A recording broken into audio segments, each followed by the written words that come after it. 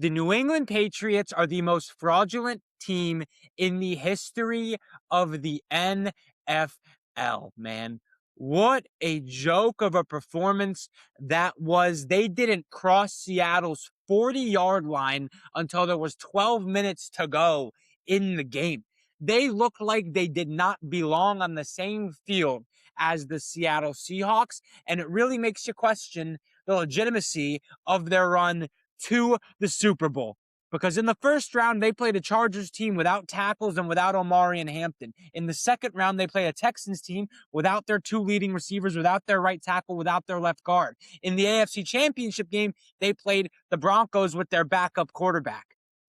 This rushing defense was allowing 75 yards per game with Milton Williams. Kenneth Walker averaged 5 yards a carry. He went off. So this performance makes you question whatever type of legitimacy this Patriots team had throughout the entirety of their season. Number 2 scoring offense in the NFL in the regular season. They didn't play a single top 10 scoring defense. In the playoffs, they played 4 top 10 scoring defenses. Their offense averaged 14 points per game. That is abysmal. That is a ridiculous drop-off. And everybody pulling the fraud card on New England, saying that they didn't deserve to be here. They got lucky. We were all right. They got lucky. They did not deserve to play in this game. They played in this game because half of the good teams in the AFC, their quarterbacks got injured or their roster was injured. They didn't have to play the Jags, who I think we're better. We're a top 3 team in the AFC. They didn't have to play the Bills, and then they didn't have to play the Broncos with Bo Nix. I think they would have lost if they played any of those 3 teams, because they would have lost if they played the Broncos and the Broncos had Bo Nix. And I understand it's hard to play hypothetical because Bo Nix didn't play. But here's the reality of the situation. Jarrett Stidham got the ball back in the fourth quarter with multiple chances to drive down the field. Who had more fourth quarter comebacks than Bo Nix? In the AFC, nobody. Only Caleb Williams had more game-winning drives and fourth quarter comebacks than Bo Nix. So why wouldn't Bo Nix had a chance? And why wouldn't have Bo Nix got the Broncos in at least field goal range? At least closer than the 40-yarder that they trusted Will Lutz to hit and didn't even line up correctly because it was in a blizzard. Bo Nix doesn't throw the ball up to Marvin Mims while he's being covered by Christian Gonzalez when he has Cortland Sutton with the 4-inch height difference on Carlton Davis on the other side. Bo Nix doesn't make that mistake in the fourth quarter because he didn't make that mistake all year. And I think the Broncos, with Bo Nix, put up way more of a fight in this game against Seattle than the Patriots did. The Patriots didn't put up any fight.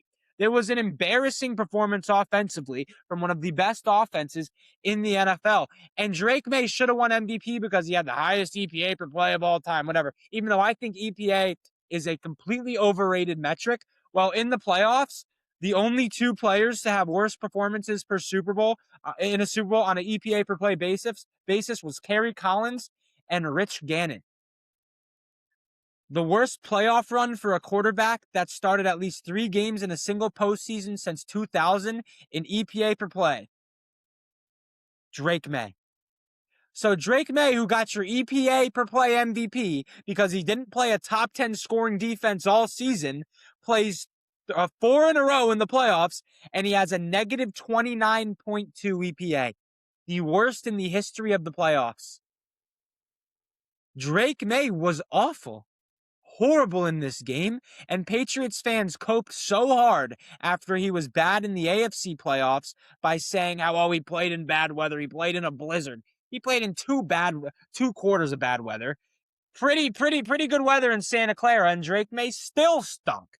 Now, Drake May wasn't the only problem with the Patriots in this game. I think you can blame the offense all the live long day, but when your defense hangs its hat on its ability to run the football, you can't be allowing 5 yards per carry to Kenneth Walker. And the Patriots defense, or the Seahawks offense, wasn't exactly the most efficient rushing attack in the regular season. Let's see.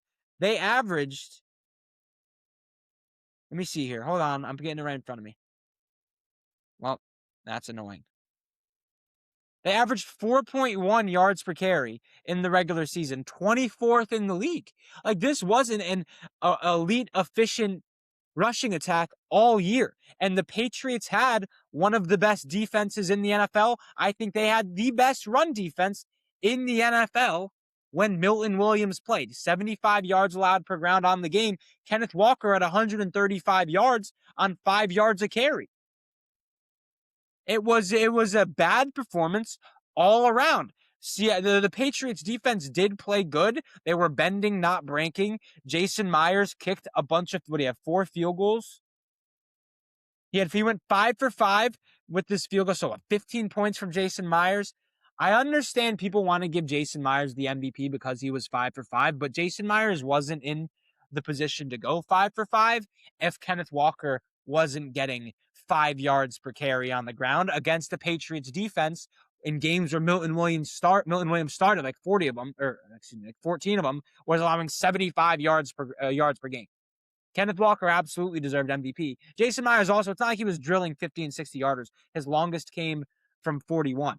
So I do think Kenneth Walker definitely deserved Super Bowl MVP. He was the best player on either offense in this game. There wasn't any good players on the Patriots offense. And Will Campbell fucking sucks. That guy sucks. The Patriots drafted Will Campbell 4th overall, and in the Super Bowl, he set a playoff record for pressures allowed in the next gen stats era. 4th overall, they took him over Armand Membu, Gray Zabel, Kelvin Banks, Tyler Smith, Josh Simmons. He's not even a top 5 rookie offensive lineman, and they took him 4th overall. You have Drake May on a rookie contract, and he did have a terrific season, even though he was awful against teams above 500, even though he was awful against teams that had top 10 scoring defenses. He's still a good quarterback. 23 years old, just played in the Super Bowl, albeit he was awful in the postseason. Worst EPA per play in the history of a postseason from the quarterback position. He's still a good quarterback. You have him on a rookie deal, swinging and missing at the left tackle position. As bad as the Patriots swung and missed, is a franchise-altering move. That should be, if you're taking a left tackle at 4th overall, don't have to worry about the left tackle position for the next 10 years. They need to worry about the left tackle position this offseason. They're also going to have to worry about the right tackle position because Morgan Moses stinks. The interior of the offensive line isn't necessarily elite either. They don't have any edge rushers. The interior of the defensive line is good. Spillane's an average linebacker. The secondary is good, not great. There's still holes on this Patriots team everywhere you look. The weapons are an elite Stephon Diggs, 1,000-yard receiver. He's not an elite wide receiver one to build around your franchise quarterback. So, like, the Will Campbell swing and miss is huge, and it sets this Patriots team back now, and the Super Bowl hangover is real. And I heard some Patriots fans talking about how they're going to be a perennial playoff team now. Joe Burrow made the Super Bowl his 2nd year in the league. He's a way better quarterback than Drake May is, and the Bengals have only made the playoffs once since then. So I wouldn't shoe in the Patriots as a playoff team year in, year out at this point, albeit they play in a much easier division than the Bengals did over those few years, and Joe Burrow was injured a whole lot. Their defenses stink. The Patriots do have a good defense. I think that's true. Milton Williams and Christian Gonzalez are 2 franchise guys you pay immediately and you build around, lock these guys up long term. But other than that, there's no real elite talent you can point to on the defensive side of the ball. Like, Christian Barmore is a good player. Cle'Veon Chason was a good player. I'm pretty sure I don't know what the deal was. They signed him in the offseason. Robert Spillane's a good player. He's not great. Carlton Davis is all right. Marcus Jones is all right. These aren't elite players. They didn't play anybody all year. They didn't play anybody. Like, the quarterbacks the Patriots played in the regular season were an utter joke. Joke. Geno Smith, Tua, Aaron Rodgers, Bryce Young, Josh Allen, Spencer Rattler, Cam Ward, Dylan Gabriel, Michael Penix, Baker Mayfield, Justin Fields, Joe Flacco. I don't even think, was it Jackson Dart in it, or was it Jameis? I think it was Jameis when they played the Giants too. And okay, it was Dart. It's just a real joke. Every team they played, their coach got fired, aside from the Jets, and the Jets are picking 2nd overall, fired their offensive and defensive coordinators. The quarterback or the offenses they played in the postseason, the Broncos backup quarterback. The Texans without their 2 leading receivers, right tackle, left guard. The Chargers without their right tackle, left tackle, RB1. So the Patriots defense had a good year. They also played a bunch of bums at the quarterback position. When they played Josh Allen twice, Josh Allen hung 36 on him the second time, 23 the first time. So it's not like they were even good against the elite quarterbacks they played. They only played one. And then in the playoffs, they played a bunch of teams that's offenses suffered with a bunch of injuries. So did we overrate this defense? I think we did. Kenneth Walker, 5 yards a carry, 127 yards on the ground. This defense was allowing 75 yards per game. Who's the best running back they played? They played James Cook twice. The Patriots are so fraudulent in every way you look at it. They really are. And they have a lot of holes. And I'll tell you what, this AFC, it's not going to be as much of a cakewalk next year as it was this year. The AFC East as a whole has a much harder schedule, and the Patriots are playing on a first-place schedule instead of a fourth-place schedule next year. So what a joke. Now let's talk about Seattle. Shout out Sam Darnold, man. I mean, how could you not root for that guy? His story, his arc is just the ultimate. I don't know how to word this. Let me take a water drink. Sam Darnold's story is ultimate proof that if you believe in yourself, you can accomplish anything. Drafted to the Jets, Adam Gase jail, Jeremy Bates jail, moves on to Carolina, stinks. I forget the coach's name. He's coaching at Nebraska now. He coached at Temple and Baylor. Forgetting his name. Good college coach, not good NFL coach. Not an NFL offense. Goes to San Francisco. Kyle Shanahan goes to a Super Bowl as a backup with Brock Purdy. Goes to Minnesota. Elite year with Kevin O'Connell. They said, you know what? We don't want you. We're going to go with J.J. McCarthy. Seattle believes in him. He plays and his best football in the best moments. Goes up against the Rams defense that had his number the first 3 times he saw them, beats them, plays out of his mind in the NFC Championship game. Goes against the Patriots defense that is pretty good, gave some other good quarterbacks a real hard time in the playoffs. Saw ghosts against the Patriots when he was with the Jets, beats them in the Super Bowl. Good for Sam Darnold. How can you not root for a guy like that? Shout out Kenneth Walker, who led the postseason in touchdowns, 19 missed tackles forced in the playoffs, which is ridiculous considering they got a bye. He did that in 3 games, 400 plus yards from scrimmage, Super Bowl MVP, Kenneth Walker, absolute dog, first Super Bowl MVP of the 21st century, first Super Bowl MVP at the running back position, first Super Bowl MVP at the running back position since Terrell Davis. Electric playoff performance from Kenneth Walker. They don't score 3 of those field goals without K9. And then defensively, this Seattle Seahawks defense was just unbelievable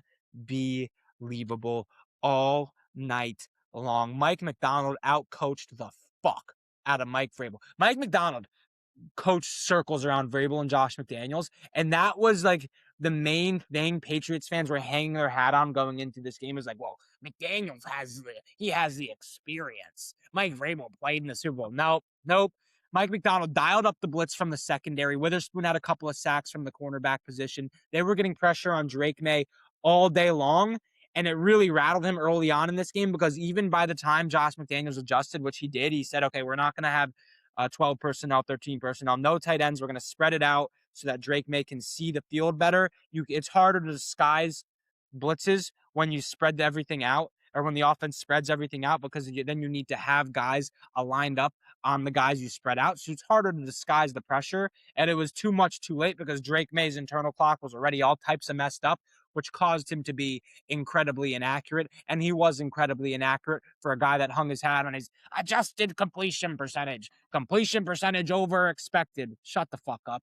Take your advanced analytics, shove them up your fucking ass. I believe what I see with these 2 eyes. That's what I believe. That's what I believe. You can fuck off. Advanced analytics are meaningless, bro. This is proof of all that. Like, some people believe in advanced analytics. Other people believe in eye test. And advanced analytics took a real L because Drake May had the greatest advanced analytical season in the history of the NFL.